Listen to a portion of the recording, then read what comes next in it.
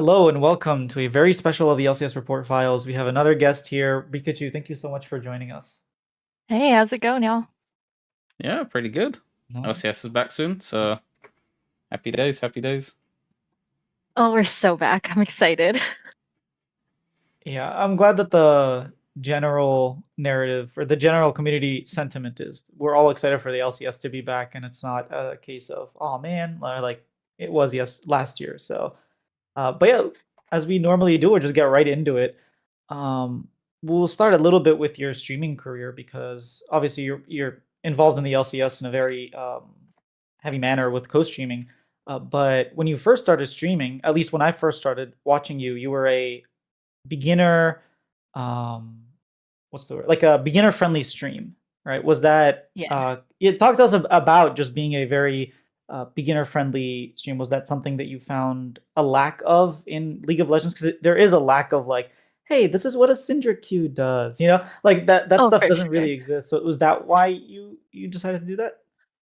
It's there's like a little bit of that, but I think okay, anybody who's played the League tutorial kind of knows that there's not a lot of ways for beginners to actually learn how to play the game, right?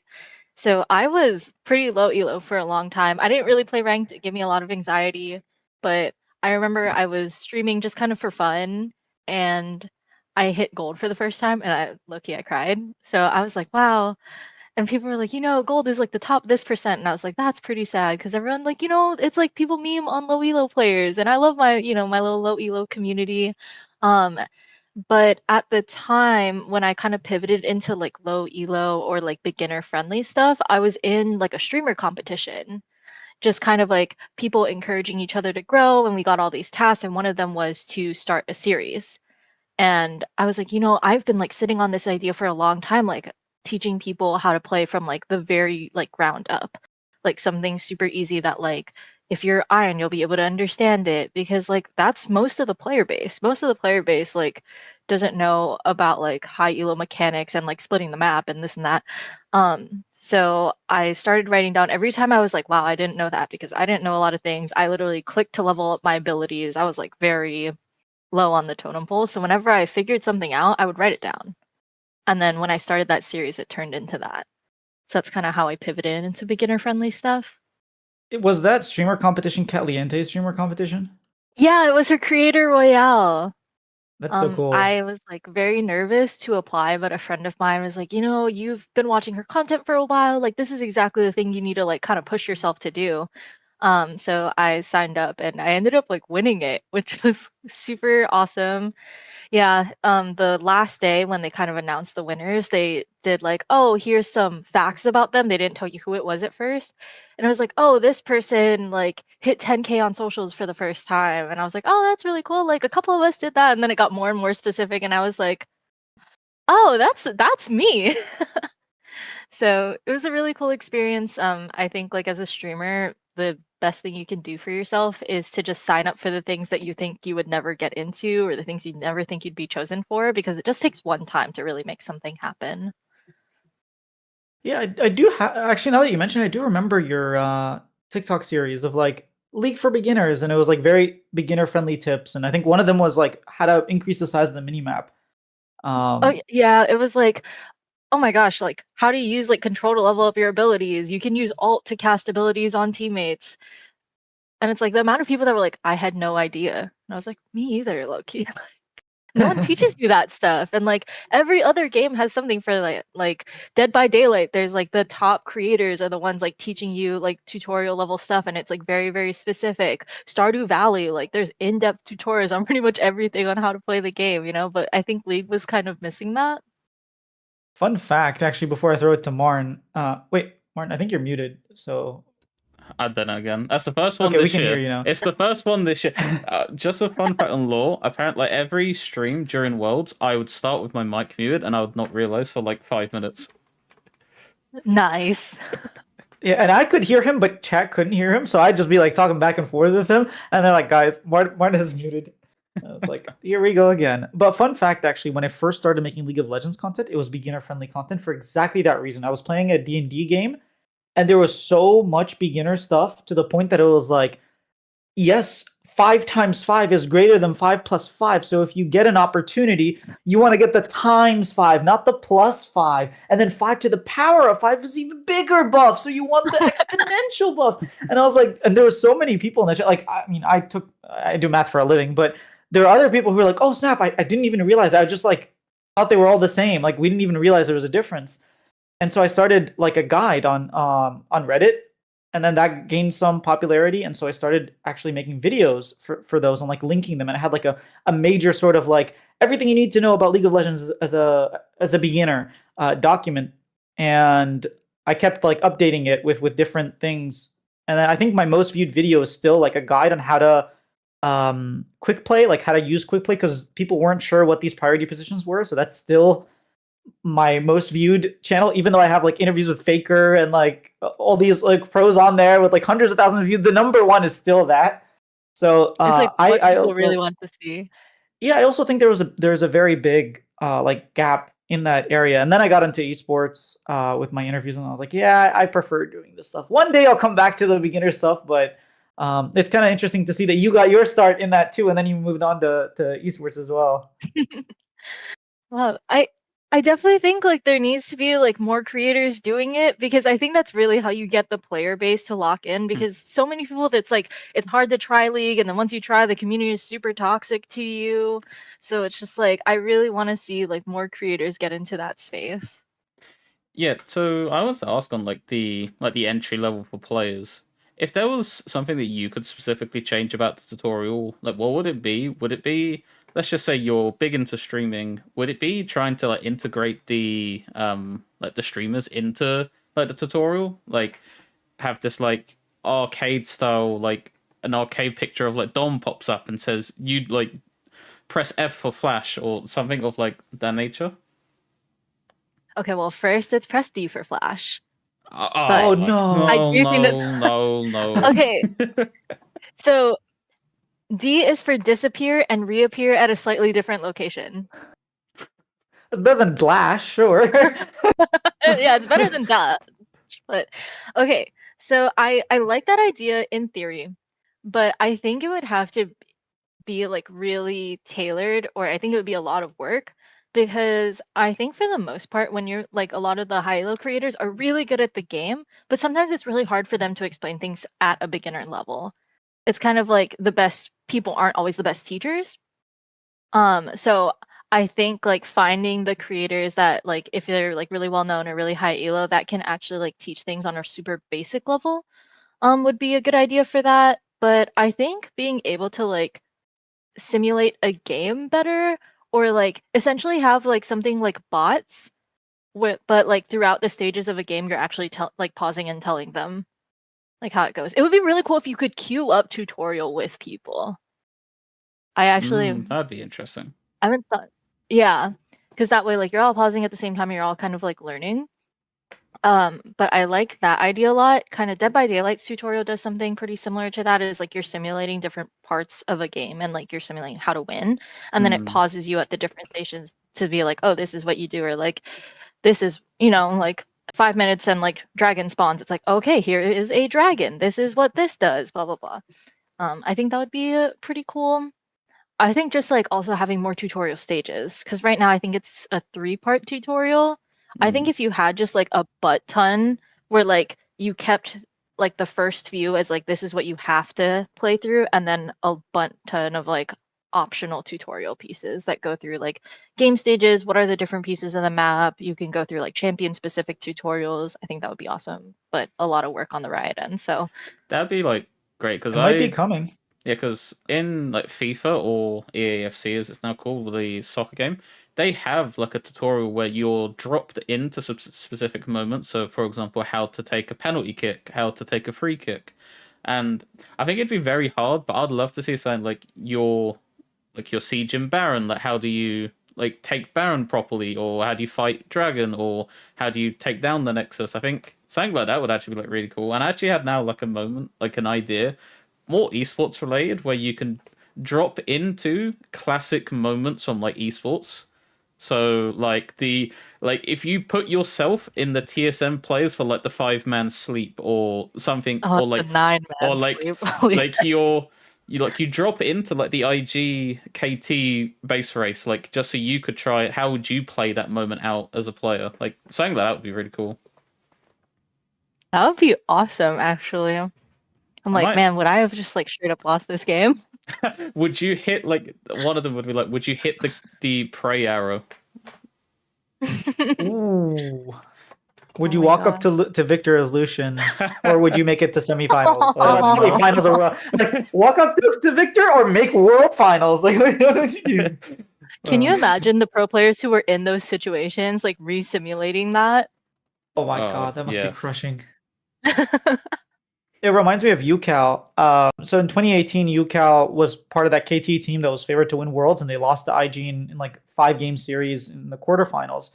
And then UCal went to the LPL, and he played against every single one of those IG members. And at the very end, when he beat the last member, I think it was Rookie on V5, he just like broke down crying, and he was like, "I finally beat my demons." And I can imagine like pro players like like That'd Bjergsen be amazing. actually walking up after that 9-man sleep and like killing them all and winning a game. Like just the sense of the cathartic sense would be cool to watch.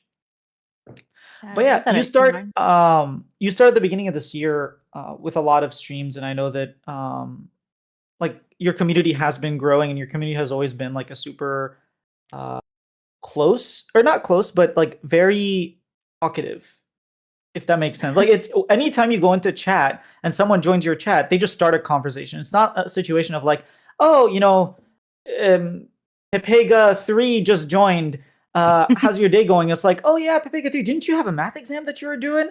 And then he talks about the thing that he did wrong. And he's just like, it's just a conversation. It's always a conversation that's going. So how did you develop a community of just like, it just feels like everyone is sharing their lives, and like anytime I join, I'm like, oh wait, he had an exam? Like, how did you know that? Yeah, I think when I first started, I never wanted to do things like really seriously. I was just kind of like the I just want to hang out kind of person. Yeah. I did like think like I was like, man, like I'm really gonna climb while I stream, and like the reality of like having to play League of Legends, like I have a pretty small brain. So like all of the things you have to pay attention to in League, like I don't even use my mini map like enough anyway. And now to have to like interact with a community of people who are typing and then alerts pop up and all these things, I was like, wow, okay, maybe the streaming thing just has to be like stream first, then League.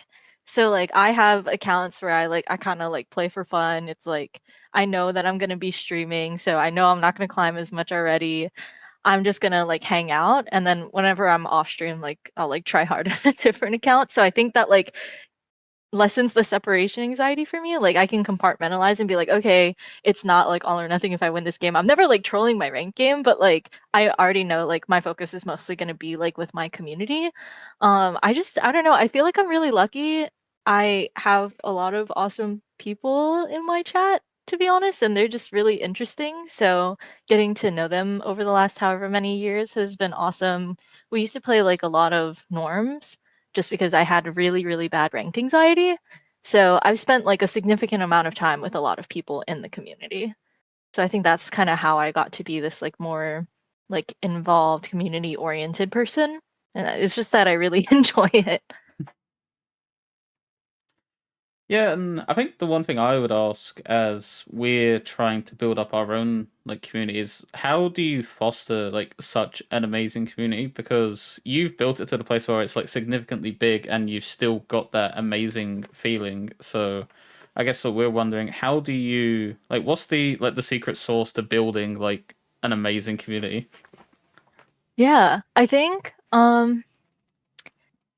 okay, so I'm coming from the perspective of like a big socially anxious person. Hmm. So I think the big thing is like you always have to be talking, whether there's 100 people in the room or whether there's one. I think you need to talk like the exact same way. What I used to do, because I'm not really somebody who can like have a conversation without being like in my head, like, oh my God, like what if they say this? What if they say that? Like, what am I supposed to say next? So I have a notebook that is just always at my desk. But what I used to do is like throughout the day, if I thought of something, I was like, oh man, that would be like a really cool thing to tell the community. I used to just like write it down. And so like by the time I was streaming, I would have like all this here. And then if I ever got really anxious and I was like, oh God, silence, I don't know what to do next, or like, oh, people, it's like a lull right now, like people aren't really talking, I would like look at my notebook and be like, oh my gosh, like here's a funny story. Here's something weird that happened to me today. My dog did this or whatever. So I think always talking. I think the biggest thing that any content creator can do is like post consistently on platforms. And then like after that, like specifically use like there's a lot of people who say like, oh gosh, like I'm stuck in 200 view jail on TikTok or whatever, right? And like I've definitely been there. It's like, all right, look at your best performing videos. What did you do in those? What value did you give to a potential audience?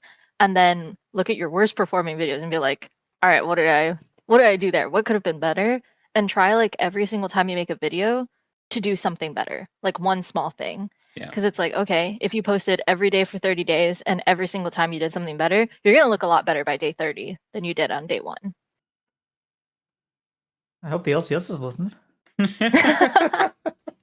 Well, I think the LCS needs to post, and then they can like more often. Then they can worry about improving every single day. But that's another thing that I wanted to talk about is you weren't just on Twitch. You were on Twitter a lot. You were on TikTok, like especially with the Catliente thing. How important was that? Do you feel to just growing your channel? I definitely so like it's interesting because like I can tell the difference between then and now. Like when I like got partnered and I was posting on TikTok and Twitter and all the things like every single day, like then my community was larger and like, you know, I had more people who were like consistently coming. So and like now that I'm like, I just really want to hang out with my folks. If people show up, cool. If they don't, also cool. Yeah. Like there's obviously like a big difference between those two situations. So I've always gotten exactly what I put into it out of it. I do think like the consistency of it is like what got me to like have the community that I do today. It also is just like the more that you post and the more you're in the other spaces, like Twitter is like where you network with, you know, League of Legends, esports streamers, all those kinds of people. Like it's the only reason that I ever got into, if you know, like Dantes did a tournament a few years ago. And I got to play with like Tarzan, and you know there were a lot of like really big creators in that same tournament. So like being able to get opportunities like that is because you're already in a space and you're already contributing. So like then people see you and they recognize you and they're like, oh, like you're that Syndra player. You're really positive. I would love to have you on my team. Like that's the only reason like I ever got chosen for something like that. Okay, that's interesting. I actually didn't know about the Dantes tournament, which is strange Yeah, 'cause I usually do a lot of research on my interviews. I don't talk about it a lot, but like I'll like randomly have people who still come into my chat, and it's probably been like 3 or 4 years at this point, and be like, "Oh my gosh, you were on that Tarzan team in the Dantes tournament." I was like, "Oh yeah, I did like Oh 3,000 wow! damage on Oriana in our semifinal game and Oh lost this game. That wow! was me." That's It was insane. really bad. I had to play, if you know Dunn, the Victor OTP. He Yeah. like yeah, he made my life very sad. I can tell from the damage amounts. Oh yeah. Oh yeah. It hurt my soul. I like didn't even know how to play Oriana at the time. I was just like they were like, "Oh, the victory," and I was like, "I don't know what victory does." either." So my team was like actively trying to coach me through the game. It was a lot of fun. Because I So then started. oh, go- Sorry, because I started randomly just playing Victor, like just every game Victor, because I was during with a friend who was like a Victor one trick, and he looked like he was just doing things I've never seen like this champion do. So I started do it, play over 100 games. Yeah. I still couldn't get the E correct. It was like going every other direction than the direction I wanted it. Yeah, I can't like Victor Laser, Rumble Ult, any ability like that I cannot use, so I just refuse to play the champion straight up. Yeah, Rumble. Like, it took me a long time to master Rumble's ult. Yeah, I tried it for like a couple of games and I was like, all right, this is like a big one. Everybody's clumped in like one line. It's gonna be awesome. And I'd be like, oh, I like ulted myself. Behind me. Like, well, I just ulted myself. yeah, like, it was a great idea, actually. So how do you go from like developing and fostering this community to hey, I'm interested in LCS? I know I think at the time, actually a little bit before that, you lived in LA at that time, if I'm not mistaken. Was that what drew you to like League of Legends professionally? Yeah, so when I started streaming, I was in Ohio, but prior to that, I was in LA for 6 years. I went to school there. And that's where I started playing League. Some of my like college buddies got me into the game and they were like, "Oh, did you know the pro players actually like play in Santa Monica?" Like, and so our friend group would go on the weekends, and that would be kind of like our weekly thing. We'd hang out, get some boba, go watch LCS or at the time NALCS, and then afterwards we'd go like get Curry House or something like or K barbecue. Like that was our tradition. So LCS was kind of like worked into a lot of my weekends whenever because it didn't coincide with football season pretty much. Um, so that's kind of how I got into everything. It was really cool to be in person. There was, oh gosh, Cool. what was his name? I think his name was like Daniel. He would like throw out the little like Ziggs bombs into the crowd. And I was like, I don't know anything about this game. I had like just started playing and I was like, this is so cool. So I guess that's what got me really excited. And I had always been open to the idea of doing like LCS related things. I'm like, you know how people talk about like ball knowers? Yeah. I'm like a moderate ball knower, but Yeah. I'm definitely a hang out knower, Yeah. you know? Did you I think like what's up? in the Dante's tournament, did you go to Korean barbecue after 5-0ing a scrim? I did not, which I think is the reason that we didn't win, you know? Sorry, I just had to get that one in there. No, it's okay. Let's hope like Bwipo doesn't track us down after that. Have you ever ran into any LCS teams or pro players after, like you're going out to get some food after LCS and you just kind of find them there? You know, actually it was only one time. It was Golden Glue.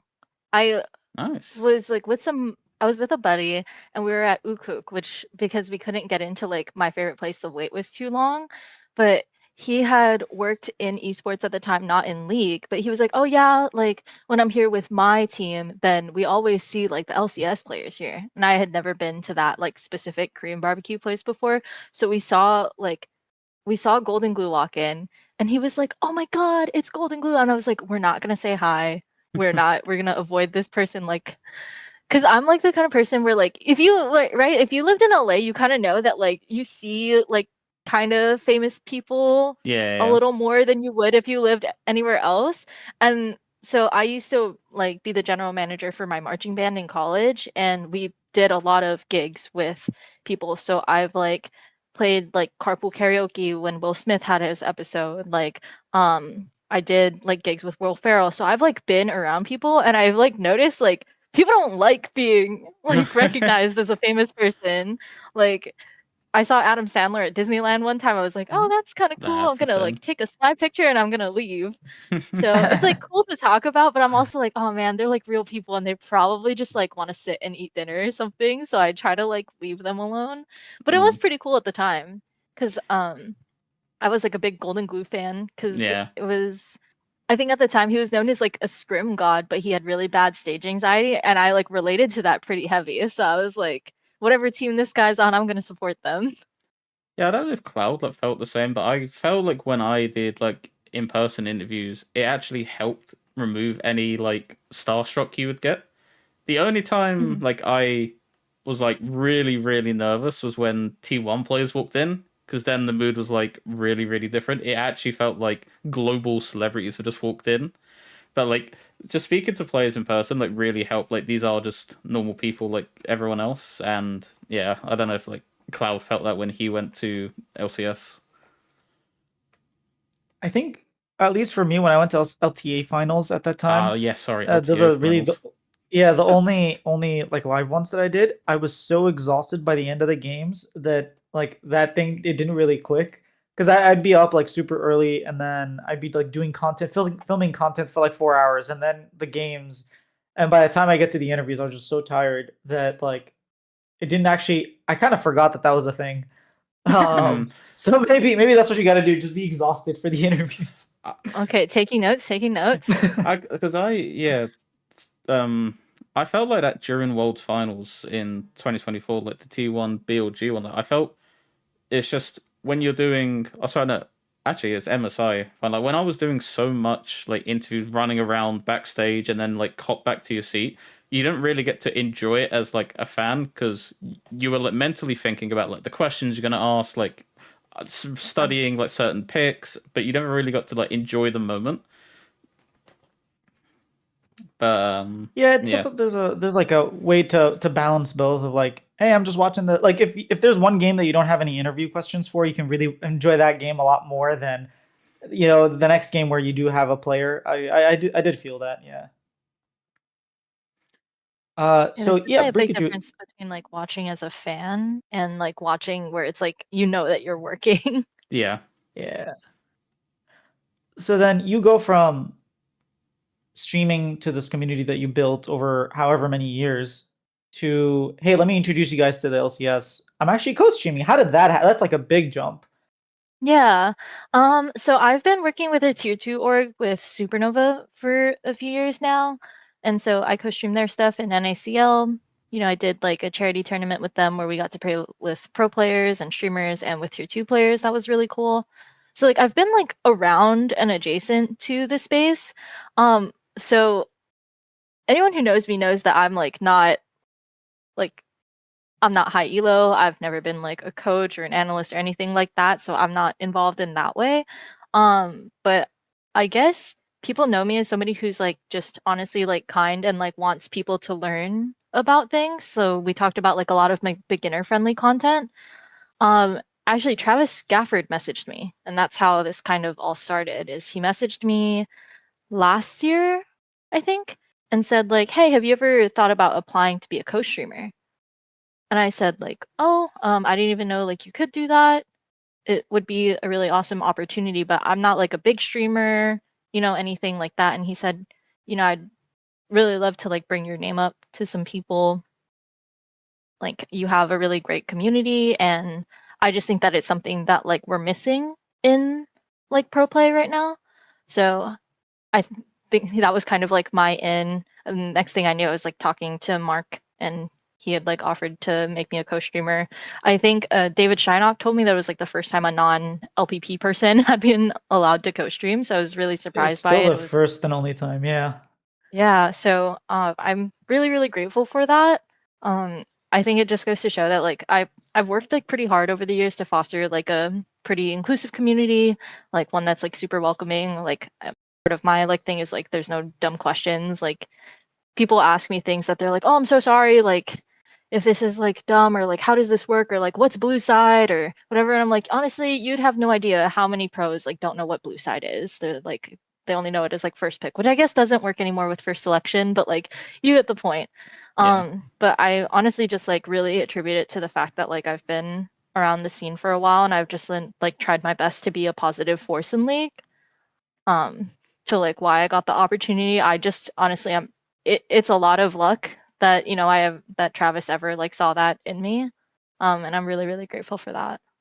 Wow. So it wasn't something that you pushed for or you like looked were actively looking for. It's more of people saw the type of like environment that you were cultivating. We're like, we would love that for the LCS. And I mean, it's Yeah, I really don't cool from know. Travis to do that. Yeah. Yeah. I like honestly like don't even know where he got the idea. Like I watched Hotline League, ever since I like lived in LA. I thought that was really cool. Maybe he saw something on Twitter. Like I honestly like I have no idea. I just like feel really lucky that it happened. And what was your experience co-streaming? Because you co-streamed the LTA, which was a very different experience to the LCS. I'm kind of curious as to your experience with the LTA. Yeah, it felt like a really different world. Like, right? If my first experience with pro play was going to watch NALCS like in person. So going from that and then like co-streaming LTA, honestly, I feel like it was difficult just because it was really new. I tried to do things to keep people who didn't know a lot about pro play, or maybe like just like weren't interested in pro play prior to that engaged. So I had a lot of community members that were like, "I'm gonna watch this because I like hanging out with you, but like I don't necessarily like pro play or know anything about it." Like especially like if I had EU viewers that were like, "I don't even live in NA, like I don't care about these people." But like I would do things like we would do bingo. I would make these bingo cards, everybody would get one, and then like you'd get a prize or something. Um, and then we would do, what was it, two truths and a lie? Is I would like look up facts about some of the players, and like if they were playing that day, then I would like put it up and be like, "Okay, here's like two facts about or three things about quad, two of them are true and one's the lie. What's the lie?" And I would just Mm. have people like guess that we do like predictions and stuff for that. So just like small things and trying to like be like give like little stories about the players and things like if I like knew something random about them. It honestly it helped a lot of my community members to like feel some kind of like connection or like, oh, like I have this in common with that person. Like, oh, this person's like a Casio player. Like I'm a Casio player. All right, I am for them all the way. Like, let me get my FlyQuest jersey now. Like, Interesting. So, what would be your creative process going into, let's say, LCS is starting this week? Obviously, you don't have to share like what you got planned for this upcoming week, but let's just say hypothetically it was C9 versus Shopify. What would be like your thought process going into the week on how do you plan like certain things you want to do, like the bingo cards, for example, or like where do you come up with yeah. these ideas? So I had my bingo cards, like I would have like standard ones, and then like if APA was playing, I would have like all chat on it. You know, like if there was like a certain person that was like known for a certain thing, I would like put that on the card. But a lot of it was like I would try to write down like, okay, what are like the cool hot items? Like for example, C9TL, right? Having APA play against his former team. Obviously, Quid and APA are friends. I got to interview Quid last week. Like I can talk about that and I can, upload my interview for Quid and like kind of talk about how his experience of like going through that and like he was on 100 Thieves for like his whole NA experience. Now he's in a different environment. How is that going? So just talking about like the stakes for the teams and then for the individual players, like what they may be thinking about going into the matchup. That's a lot of like where my note taking comes from. Sometimes I go like champion specific, especially if I know like, okay, like I have a mage player in my community, like I think they would really like hearing about this person, or like Masu and Cryogen, like when they play on Sunday, okay, I know somebody is really good at Bard in my community. I'm going to talk about how Cryogen's a really good Bard player, like that kind of stuff. So Something that's you like a lot mentioned of is where it comes from. Mhm. interviews. So now you're not just co-streaming. Now you're like you got media press, and I mean you attended media day, and talk to me about the decision behind that and how that went. Yeah, so I did some online interviews last year, like after games. I got like really in my head about it, to be super honest with you. Um, I like felt like I was getting a lot better at it because it was something that was really new to me. But I got like really in my head, and there's something about having this like unique position as somebody who's like not LPP but getting to co-stream and like do all these cool things where you get like a lot of imposter syndrome of like, oh my gosh, do I actually deserve to be here? There was a point where I stopped requesting interviews because I was like, oh my gosh, because if I get an interview, then that takes a slot from somebody who's actually deserving of it. And so when I got asked about media day this year, I was like, I think I want to go in person. I said that I used to live in LA, so I was like, I'm gonna double up the trip. So I'll fly up to LA, see a bunch of friends, and then I'll go for media day and like hope I get interviews. I was very nervous actually. Mm, In my head on the way up, I was like, there is a possibility that every single team says no. yeah. And I really thought about that the entire flight up. So when I actually got there in person, I was like, yeah, I was really scared of this happening. Oh, Yeah, I but think it actually it went really well. I warned every player that it was going to be scuffed.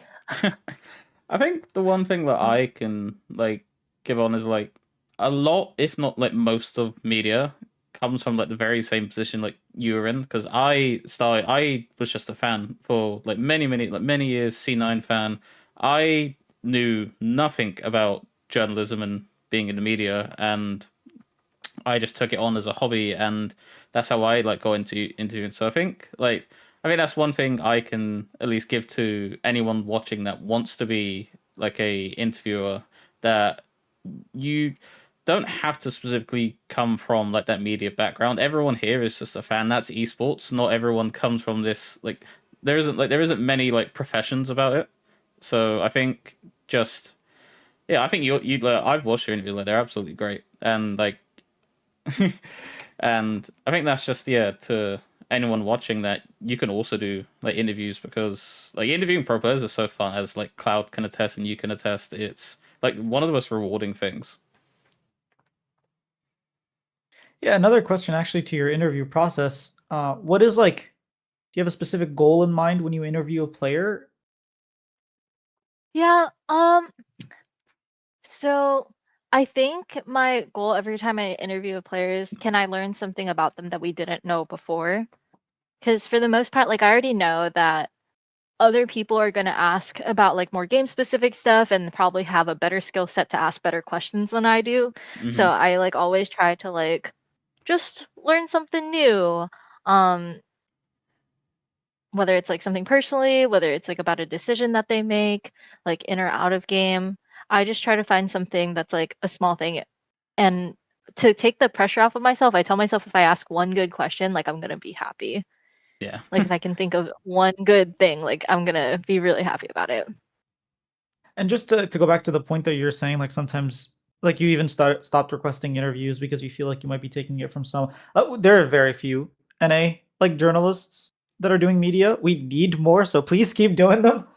And I think the other thing with the media is sometimes it comes from people. I don't want to like name names, but it comes from people who are doing it and they're not like passionate about North America. They're doing it because maybe their job was like, oh, we haven't had a North American piece in a while. Go do something with one of their players or something like that. Mhm. And I'm not saying those people aren't welcome, but I feel like first and foremost, the people that should take priority are people like you who've built a community of, you've been involved in tier two esports. Like you're actually as grassroots as it comes. So if anything, maybe we should be looking at these other people and be like, oh, maybe we should give them Pikachu the interview instead. Um, uh, but no, like Martin has said, it's definitely something that there are very few. I don't know of a single. Maybe I know one singular journalist who like went to school or studied for this. Everyone else kind of just learned it on the job or did it because they were passionate. Yeah, that's what I'm learning of like esports in general, is it's like there's a lot of translatable skills that like come over from like any life experience you have, even if it's not like your like 9 to 5 job. Like I said, like I used to manage like my marching band and it was like 300 people and like, I don't know, like 20 or so TAs. And like we would travel and do all these things. So it's like, oh, I asked about like managing an ACL team and that's how I got involved like more with Milk. And like that's 5 guys playing League of Legends are like easier to track than like 300 people running around Chicago. Like it's anything that you've done in your life, I think if you find the right way to like translate the skills over can like help you do well in esports. And like Yeah. we just need more people in general. I think I your think passion is ideas a big part for too. yes, sir. I think your ideas for interviews is actually great because a lot of people do ask the generic gameplay questions. So like, oh, why did you pick this champion? How's scrims been going? And like, if you're going into it with, I'm going to ask something that no one's asking, that's such a great mindset to have because it's going to offer uniqueness that most like other interviews like don't have. Appreciate that. Honestly, I like I feel like it was a little bit of a cop out, but also really fun. I started at one point being like, "Hey, think of a question to ask the next pro player. I'm not going to tell you who it is." And That's so an like, insane content piece. yeah, one of them was like, "Oh, what's the last photo on your camera roll?" So the guys got really creative with it. So I think it's cool because like the players, I think when you only see them from a player perspective, like like obviously they're all really good at the game and they all have like all these high stakes things and they all have a cool story, but it's just like sometimes it's cool to just see them be silly for a minute. Yeah, I think humanizing is another thing that it's kind of hard to do it in one interview where you try to like humanize the player, but also talk about like very high in depth, League of Legends stuff, but also talk about it's that's also part of the reason why it's good to have different, like for example, NA men's interviews oftentimes do a lot more humanizing and talk about like, this person. What if he was what type of dog would you be if you were a dog, or like things like Yeah. that, where I would never really ask those types of questions, but it's good that we have outlets that do that. So it is important to have more media doing more stuff for the LCS, especially with the LCS being back.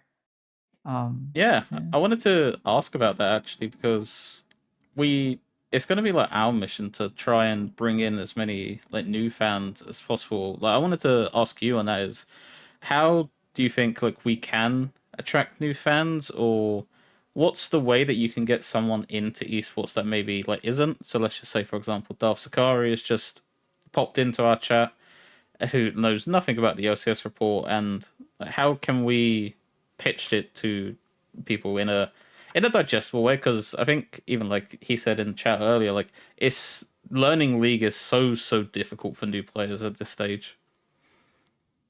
Yeah, I think if I were talking to Zakaria, I would say something like, "Hey, if you know nothing about esports, like this is a place for you, because like we're here, like at least from my community, like we're here to hang out. We're here, like I'll tell you when something cool happens, and like what people started doing is some people would like they would pick a team or a player, and they were like, I have no idea why, but I am diehard for this player for the next 6 months. I am like all for them. Like, all right, I don't know, Gat Ghost, like it's gonna be you, buddy. Like, hope you succeed. See you at Worlds. That was So I just think literally of like, yeah, sorry. That was literally how I oh, got into C9. Is when I watched it was Battle of the Atlantic 2013, C9 versus Fnatic. I liked C9 because it was blue. And then I learned the players after that. I was like, it's literally what color I liked out of the two teams that like chose me. It wasn't like some like really thought out process. It was as silly as I like blue. it doesn't have to be, right? It's like you just need like one small tie like that to be like, man, I'm for this team. I'm here, Yeah. and now I'm rocking the colors. I see you got your C9 Yes. your C9 C9 chair. chair going. Dude, that's all it takes. Yeah. Yeah, that's interesting because, like, at least personally, I'm a Shopify fan, and so it's a lot easier to get to try to be like, this is why Shopify is so cool, right? This is why you shouldn't be a C9 fan. Forget them. But then when it comes to like being a part of a community that just cares more about the LCS in general, one of the comments that I often get is like, why? I had an interview with Azale, and then I had an interview with Jad. And I think the same person, but multiple people, commented on those videos of like, why should I watch the LCS? Like, what is there for me? And then the same person actually commented one time, like, no, I don't think I'm gonna watch. And then the other one, he said, like, why would I watch when else like the LPL has a lot more exciting games and the LCK production is so much better? And it's a case of like, I mean, you can watch them and watch the LCS. I'm not telling you not to watch these other things, but there's like cool things here as well. It's It's not, like you they know, don't play at the same time. that's the other thing, and they're different teams. And sure, we might have worse like quality games and not as great, you know, broadcasting equipment, but at the end of the day, we have some pretty cool people. Like, it's difficult Yeah, to create an environment like that when I think last year didn't help as well with the LTA, where it's like, yeah, people it's got hard to really tell people why confused. to watch it. Yeah. Yeah. I think somehow we have to find a way for like the most casual of fans to like want to attach to a product. Like what Martin said, like I liked blue, so C9. Like sometimes that's it. Sometimes people just like Eagles green, and that's why they cheer for Philadelphia. Like, you know, like we have to find like really small ways to be like, how can the casual fan really love LCS without making it super nitty gritty? Because like we already attract like a lot of the fans that are like, I just really love this player and I'm diehard and I know all the stats and all the things and every single team they've been on since the start of their career. Like, how do you get the people that are just like, oh man, Pagoda pause? That's kind of funny. Like, I'm gonna go get Pagoda. Like, right? Like, I want to find more ways to do that. I'm interested in like how to do it. I don't know. I think my approach might be to like interviewing is to like ask like 1 to 2 game questions this year, and then like that's my mission for the rest of my interviews is like find something that a fan can attach to. I'm gonna ask like what's your karaoke song, like anything. Mm. I have a theory, but I can't actually try it because I'm not part of a team. But I think if teams decided, you know what, for split one, we're going to focus on the 18 to 24. For split two, we're going to focus on, you know, single moms who have kids in the age range of 5 to 8. And then split three, we're going to do like, you know, people with dogs. And it's just like we focused our content. Like split one is just talking about using like whatever lingo that 18 to 24, whatever trends. Split two, you're talking more about how it is to like watch LCS while you have your kid and like really push that as a product. And it's like, this is how I'm watching. What's your kid doing? Like pictures of people with their kids in like team jerseys and things like that. And then split three, it's like, you know, what have you named your dog? Like, oh, my dog's name is like Rengar, and like just figuring out different ways to find niches that could be interested in League and find something, because like the person who has a dog and maybe plays League of Legends but doesn't watch a team sees that team making content with dogs and be like, oh snap, I like this team. Like this team, I can connect to them in a certain way. And I feel like it's so easy for the teams to do that. But then it comes to like the content creator side of us where it's like, how do I then get them? Because I can't go to Shopify and be like, get a dog, and like have him in your content. And like, I just can't do that. So the question is like, how do you do it as a content creator? That's like the $1 million question. Sorry, I'm just like, man, I really want to tweet at Dignitas to try to do like a Dognitas thing now. That's like what I was thinking of the entire right? Like, or like lion, but it's like a cat in like a little lion outfit. Like, oh my gosh. I honestly think we just make it our mission, like the three of us, to just tweet content ideas at orgs. I think for Shopify, I mean, they were there with the Rebels, like it's in their names. And even if you looked at their opening, like they were spray painting stuff. And I was like, dude, every time you beat a team, spray paint their jersey, throw it in the chat, like be the Rebels, go up to the stage, like obviously with Riot's permission, and just like start spray painting, on the floors or something. Just like be Rebels. And I think that could really, like the millennials, maybe not Gen Z so much, but like millennials would love that. I'm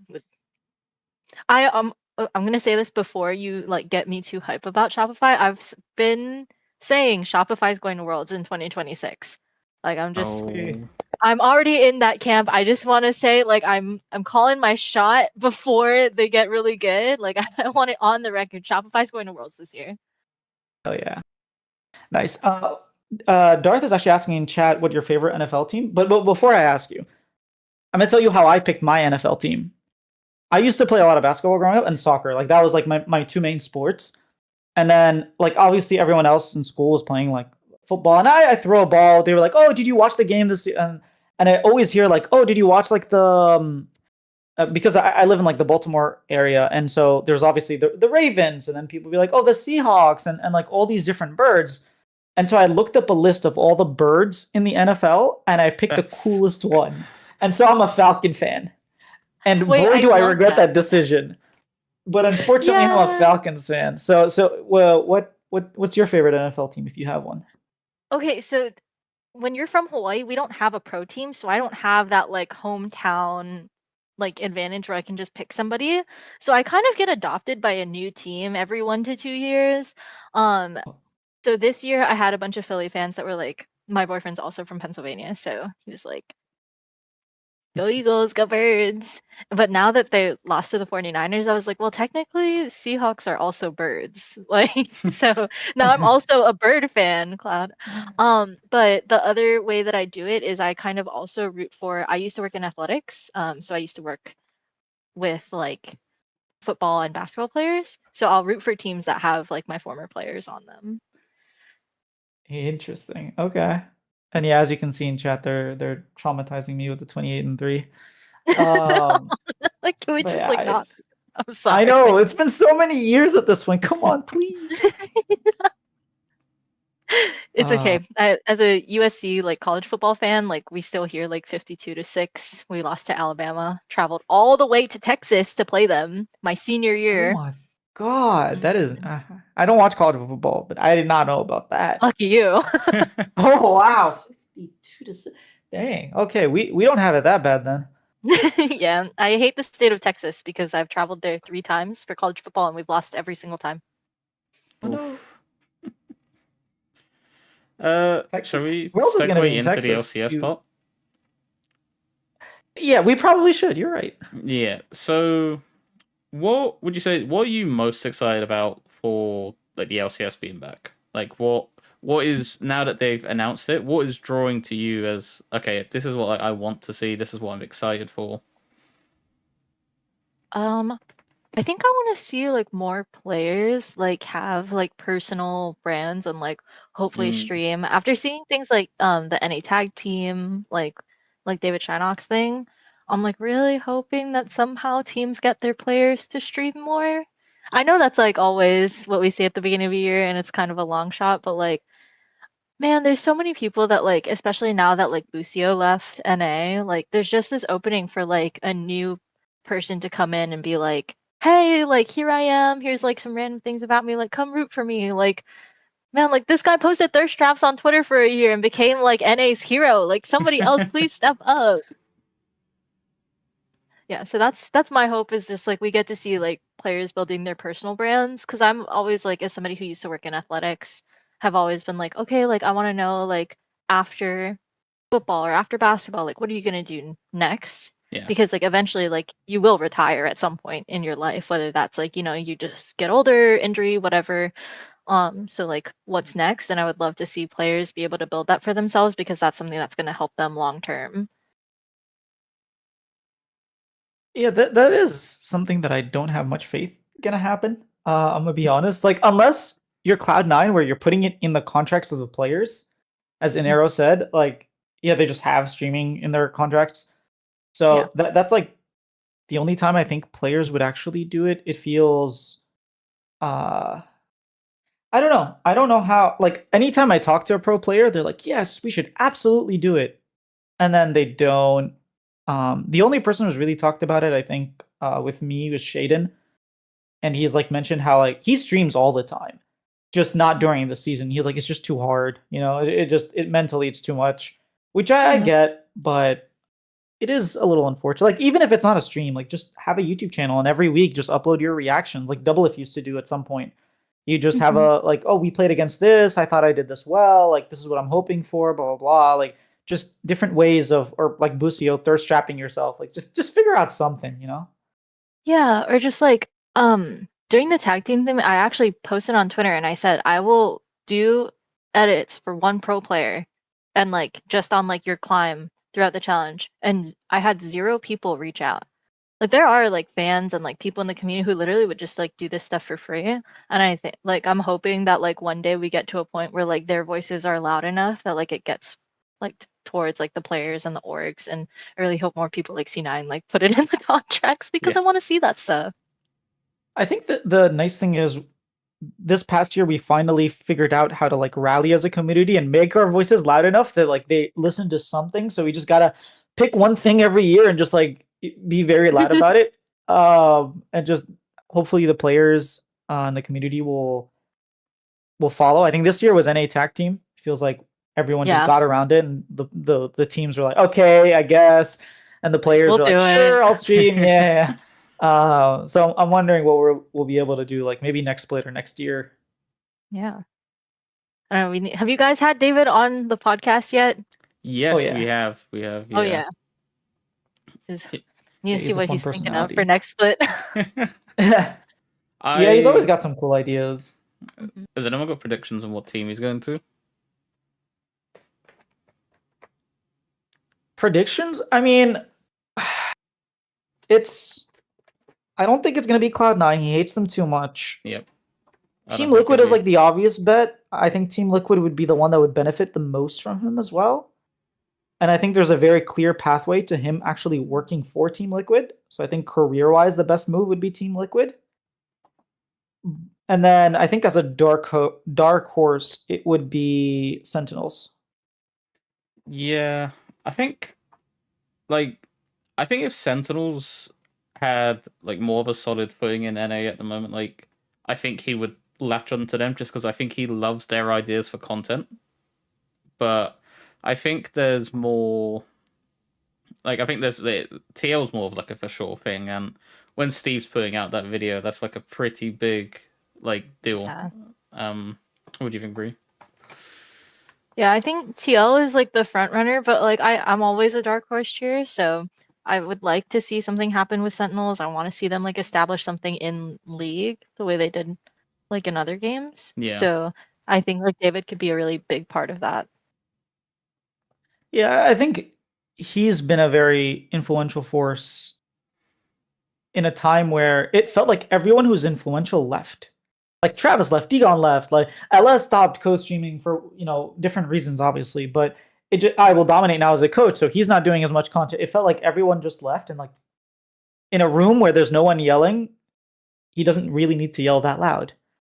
And it really is motivating, at least because now it feels like, yes, we don't have anybody big, but that gives us a lot more power, a lot more influence, a lot more say. And so it's like really motivating to really want to work hard. And that's part of the reason we started bringing on guests. We didn't used to do that. Now it's like, oh, we should bring people in the community because this is how we're going to build it. And I don't know about Martin, but I've completely given up on trying to get Riot or the teams to do things. Like I feel like we can try to get them to do one or two things every year, but I don't think they're going to do more than that. And so it's like at that point, we might as well just do it ourselves. And so how do we do it? Which is hard, but I think it's more realistic. Which is sad to say, but yeah. I think like I don't know. I think it's like slightly a good thing for like smaller creators or like, earlier we talked about like please, like if you're interested in doing this, just like do it and like you never know what's gonna happen. I think this is the perfect time, right? Where like so many people have exited the space or aren't participating as much to like have these like grassroots people who just like genuinely love the space and like want to get into it. Like to just like try, like make some videos, like I'll be pieing myself every week to a random team if they lose. Like yeah, I was Honestly, doing that that would for go viral on NACL. TikTok, yeah, or like Yeah, I Instagram. would pie myself every time Supernova lost. And since I don't have like I'm not like attached to one team because I'm kind of a curse. Every team I cheer for leaves the league. So I'm gonna spin a wheel every week, and then if that team loses, then pie to the face. I saw like saying That's because fun, yeah. so for my team, my soccer team, there's this creator that is like I'm not cutting my hair until my team wins 5 games in a row, and his hair is now like out to here, like he's now become that big, and like yeah, it's just those type of things is what he does it actually because he wanted to bring more like positivity to the soccer community because it's very very toxic, and I think Yeah. that's also like a good thing to do is like these for fun like challenges or like stuff like that. Yeah, Yeah, I really hope that we can like create like voices and like stuff like that that get people more seen or just like, for the randomest of reasons, get them like into the LCS. Well, me and Cloud have already yeah. decided on like a hot ones thing for this year that we're thinking of Oh, doing. no. No, because we're both terrible at spices.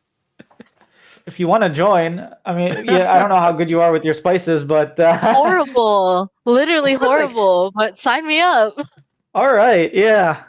Um, we were doing a hot takes episode of like, oh, this is my hot take. I was like, TL are gonna, crash and burn, and people were like, oh, why don't you do like hot wings alongside that? Or it was like a bunch of people, and Martin had like also an idea, and like we kind of all threw it together, and like, you know what, a hot ones episode would be pretty cool of like throwing out hot takes, and depending on like chat can vote how hot that was, and then we end up eating a wing with that level of spiciness, which is going to be Oh, that's awesome. interesting. We Yeah. should do a bet where like we all say like our hottest take at some point, and then if we're wrong at the end of the season, then we have to eat like really hot wings. Ooh. I'm Yeah, I down to think do that. stuff like that is so much fun. Did you ever see the David and I, when he still had a team, used to do like our yearly bet of who would win Shopify versus 100 Thieves, and then the loser would have to dance a specific dance. The first year in 2024, I lost, so I did the dance, and I'm like very very bad. It was my first like time dancing to like something like a choreography, and man, I was completely off beat, off rhythm, and I think that was like one of my biggest hits the entire year. Everyone was just like laughing at me. People were like DMing me from like C9. I'm like, whoa, like just like so many people saw it. And then the following year, obviously Shopify beat Team Liquid or 100 Thieves, and then he had to dance. So sometimes like those kind of bets can be fun. I am I down love to a good make bet that. like I'm that. down to make that bet if you guys want to. I'm down to make a bet I'm an because awful dancer. I have not a dance. Okay, a wings bet that you were mentioned, not a dance. Okay. Okay, I'm down for that. My anxiety will never let me do a dance bet in my life, but I'll have to do a wings one. I already have my tech ready to go. If Cloud and you have a hot take. Um, before that, I actually wanted to continue the conversation that you brought up of like this is like our opportunity, and people who want to get in should really just start doing it. I think one of the I was just talking to Silvix, actually the interview just dropped, but one of the advice that he gave was like just do. Like if you want to get into esports, start doing what you want to do. If you want to get into team management, message a tier 3 org and just talk to them. Be like, hey, I would love to do this. If you want to get into interviewing, like just email. Like how I got into interviewing was I sent a DM to like 300 different people in the league between LEC and LCS. And I know nowadays we don't have 300 people, but like I went to coaches, I text every single player coach, like every single analyst, everyone. And then some people said yes. Very few people said yes, but they did. And that's kind of what got me into this whole like interviewing thing. And it's a matter of just start doing what you want to do, and that will get you into eventually being able to do it like with esports. The other thing is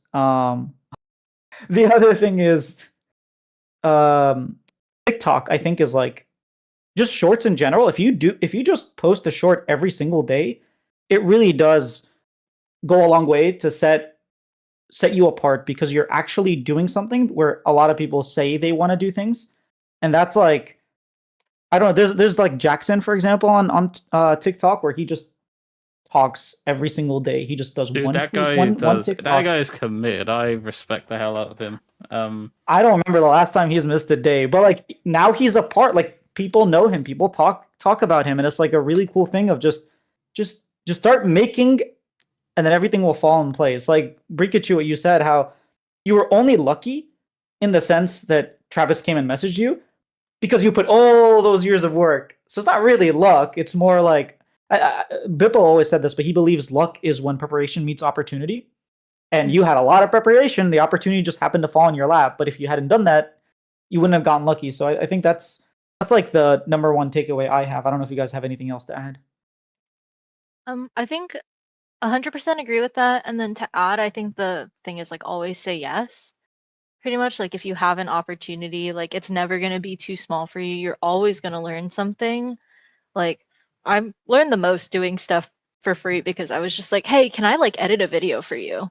I just want to learn how to do this. Like, can I just do that? I used to manage YouTube channels, like, and that's, how I met people. And I was just like, I don't know, if it's terrible, it's terrible. Like, we just like move on. That's like, right? Like, you can't psych yourself up over a flop. Like, you just have to do it. Because it's like, if a video flops, no one saw it. So no one's going to judge you anyway. Like, good point. Right? Like, I got that advice from Catliente. Like, I was like, oh, that's not that bad. Maybe I will just like post it. Like, whatever. Like, maybe it is cringe. Like, maybe people will think it's weird. But like, if nobody sees it, like, who really cares? Yeah. Anything you got, Marn? No, I think you guys pretty much like covered the points well. All right, are we doing like everyone has a separate hot take, or is it like one hot take and we try to like how are we doing this? I'm down to do separate. Because the odds are we're all probably going to be eating wings anyways. Yeah, that's true. I like have a take. I'm not sure how hot it is though. Okay, all right, hit us with it. Yep. My hot take is that FlyQuest is going to Worlds with this rookie roster. Ooh, that is like spicy. Wow, that is on like the highest Scoville level. I have a feeling FlyQuest is going to make Worlds 2026. We're talking about, right? 2026. Wow. Okay, my one's also about Worlds, but Cloud's not gonna like this one. I don't think Shopify makes it to Worlds. Hot is that? Like, if you think about it, I think there's like 4 teams that are all competing. Most people have C9, Team Liquid, and Lion. Yeah, but Zinni, Cloud, you were selling me on Zinni. He's taking you to the moon. Yes, I am because I think they're just objectively wrong. Like, but I think most people, when I'm asking players and coaches, didn't I call this, by the way, on like one of the other streams we had? I think it was with David and Paul. I was like, I guarantee everyone will put Shopify low, and like lo and behold, I was right. I'm gonna say it's a hot take in respect to the LCS report where we just constantly fight between C9 and Shopify. Okay, I'll take that. My hot take is that Team Liquid is going to make a roster change before the end of the year. Ooh. Yeah, I don't know who, but chances are, like, are we putting any stipulations like? Are we putting any stipulations like forced change or like any change?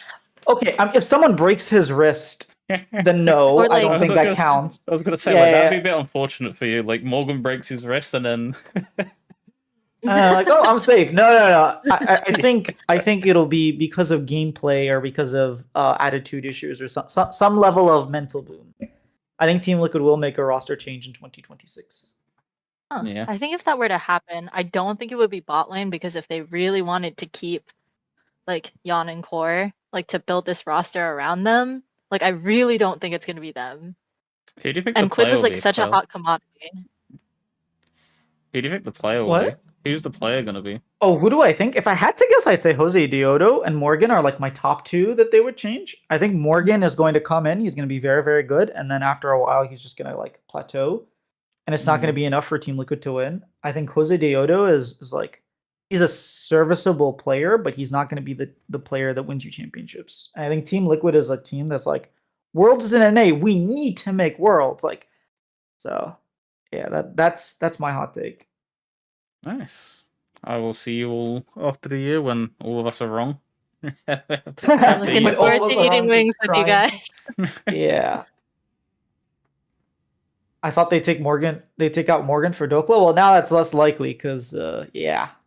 Maybe he does end up like Lion figure out Zamudo joins, Dokla's like a free agent, and then Dokla ends up, who knows? But yeah, that's my hot take. All Yeah, right, how I'm many glad we, teams does Dokla play for this year? Ooh, honestly, that would be kind of that. He reminds me of Solo. He's like a better version of Solo. Where Solo for like 3.5 years, he was just like bouncing between team sometimes every other split, not just every year, and then eventually like obviously he stopped playing. But it was a fun time.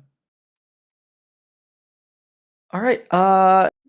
Any last words before? Any last topics that I missed? Maybe, Martin. No, I think we covered everything like I wanted to ask and you wanted to ask. All right. Again, super big shout out to you, Brikichu, for joining and talking about your experiences and just sharing. And the bet. The bet's going to be fun. Was there anything else you wanted to add or any shout outs you have? No, thanks so much for having me, and looking forward to hopefully a really good LCS year. Make sure to watch next week, y'all. Yes, please watch next week because LCS is back. I reckon it's going to be pretty good viewership for like the first week. I think everyone, even like outside of NA fans, are just going to be so like hyped for like the return of LCS just to see what it's like.